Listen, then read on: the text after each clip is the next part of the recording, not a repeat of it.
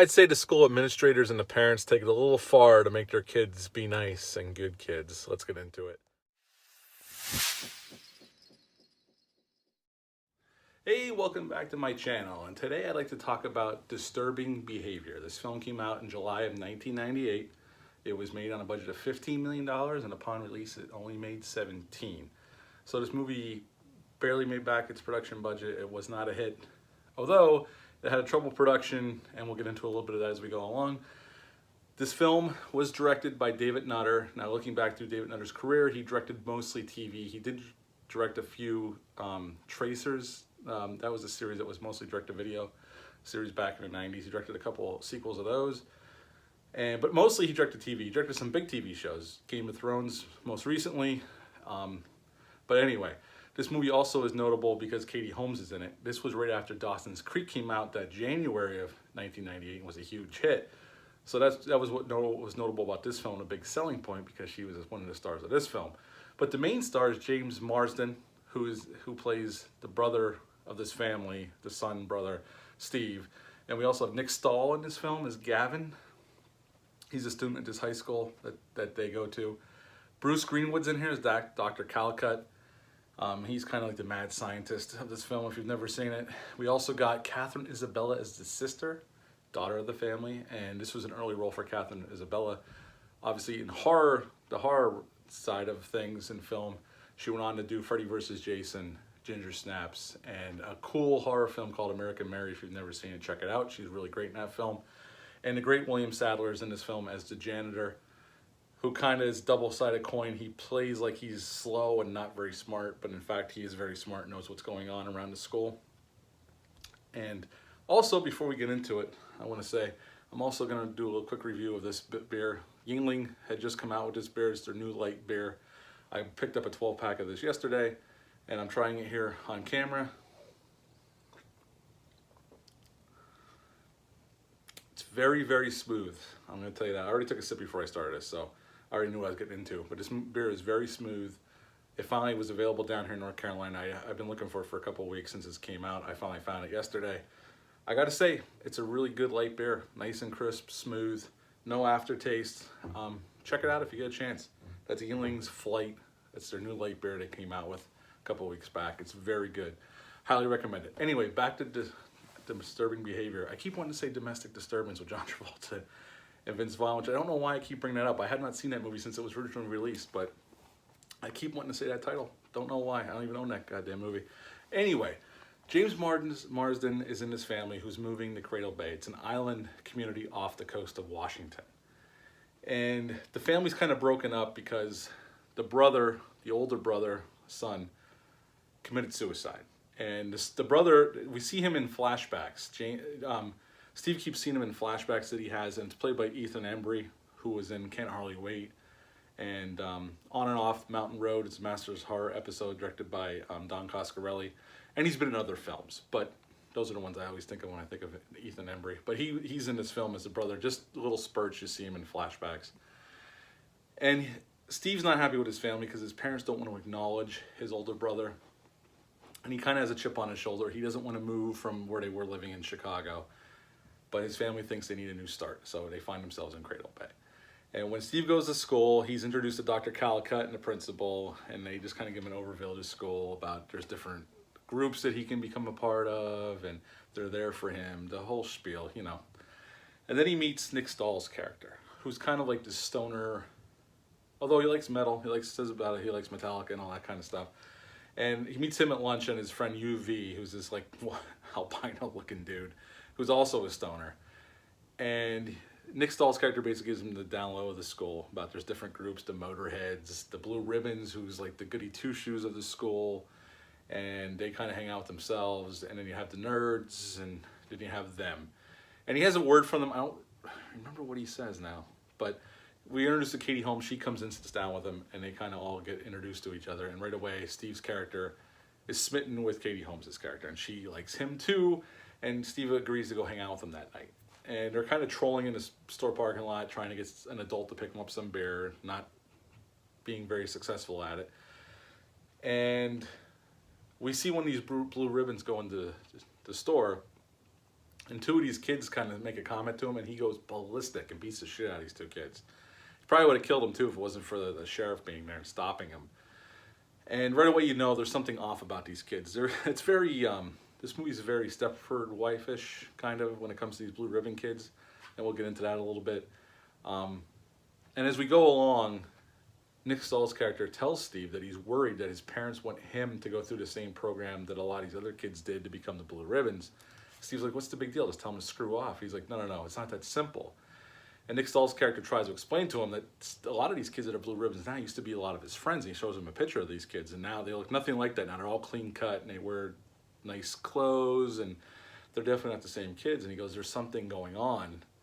I can't allow them to turn me into that. I don't want to. And Steve's like, you got to stop smoking weed. It's making you paranoid.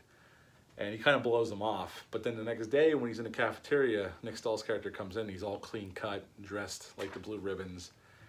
And he basically blows Steve off and goes sit with the Blue Ribbons. And there's a confrontation because Steve's pissed off about it, wants to know what the hell's going on. And the Blue Ribbons kick the shit out of him. And then we kind of get to know a little bit more about William Sadler's character. He's the janitor who kind of pretends like he's slow. He's pretending, definitely, because later on in the film we realize that he actually is a smart man and knows what's going on. He knows something sinister is going on at the school.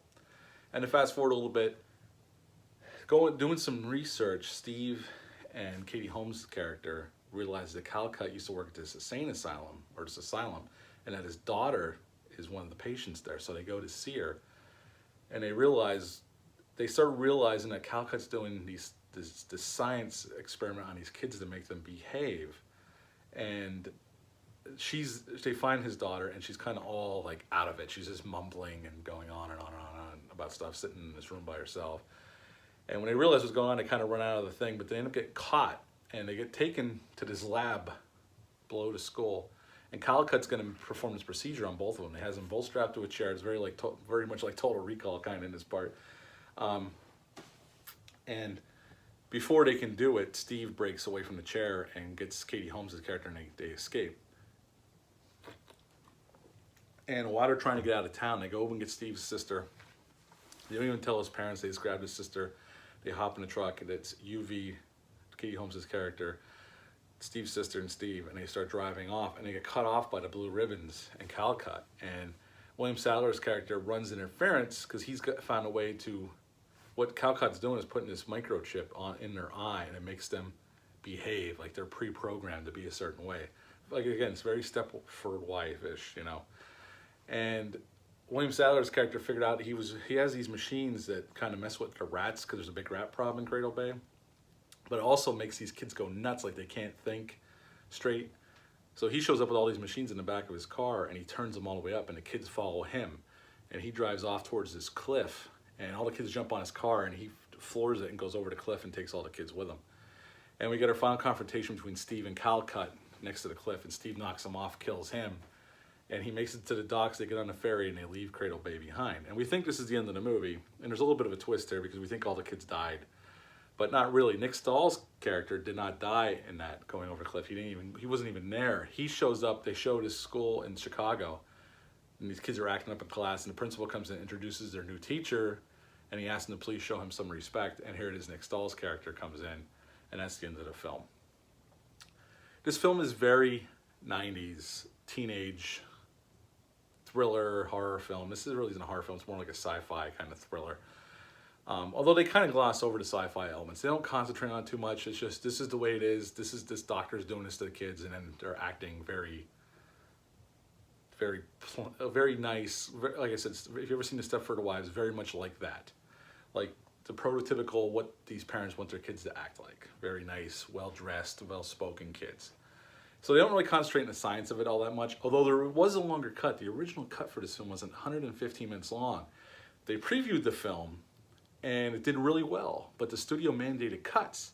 The director went in and cut it down to, I think it was like 105 minutes, and that tested really well as well. But then, for whatever reason, the studio took the film off the director and cut it down to what it is now. It's only an hour and 24 minutes long. I had to look that up. It's very short. And when it was really getting ready to release on DVD back then, the director had reassembled his original cut but the studio wouldn't allow him to release it. Now on the Blu-ray from Scream Factory, some deleted scenes are on there, so you can see some of the other scenes that were cut out. While the studio made that decision, I don't know. I know Fangoria back then had done, one of their writers had seen it and gave it rave reviews, said it was a really good film. But for whatever reason, the studio cut it down, and when it came out that summer, it only lasted in theaters, in some theaters, like a week. It was in one theater near me where I was living in Pennsylvania, and I didn't get to see it opening weekend, but I had every intentions of going the next weekend, but it wasn't in theaters anymore. That's how bad it did, really. This movie really didn't do too well upon release, obviously. It's kind of found a cult following. It's the same way, it's along the lines of like The Faculty, but I think The Faculty is a little bit better of a film than this one. But this film's pretty good, even though it's short. I'd like to see the extended cut, the director's original vision, if it fleshed out the story a little bit more about what this doctor was doing to the kids. I would like to see that. I'd be interested in it, but I don't know if we'll ever see it. But overall, I'd still give this film a 7.5 out of 10. It's an enjoyable, quick ride. It's well acted. It's well shot. It's just its essence is very much set in the 90s. Those 90s thrillers.